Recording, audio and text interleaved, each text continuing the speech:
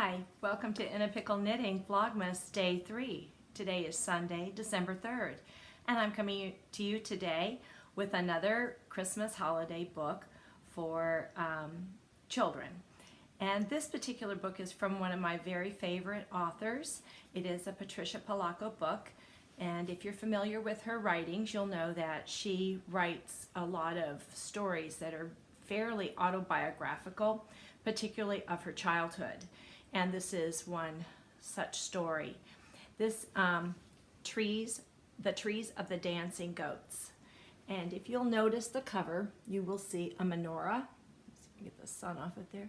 A menorah and a Christmas tree that is decorated with little painted animals.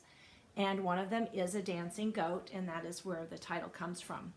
This is a story that takes place in Michigan, and the main character, little girl in the story, goes over to visit a friend, and later that day we find that her family has come down with scarlet fever.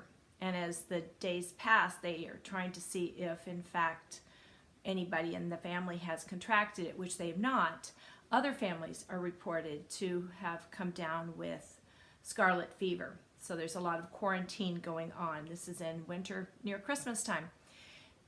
The two children in the story always expect their grandfather to be painting little surprise toys for them for their celebration of Hanukkah. And I'm going to get a picture of Grandpa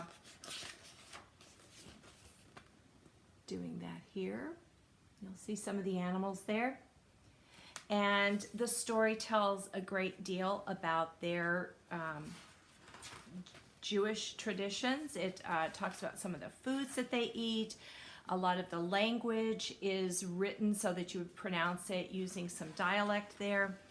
And see there's Babushka in the story, the grandmother.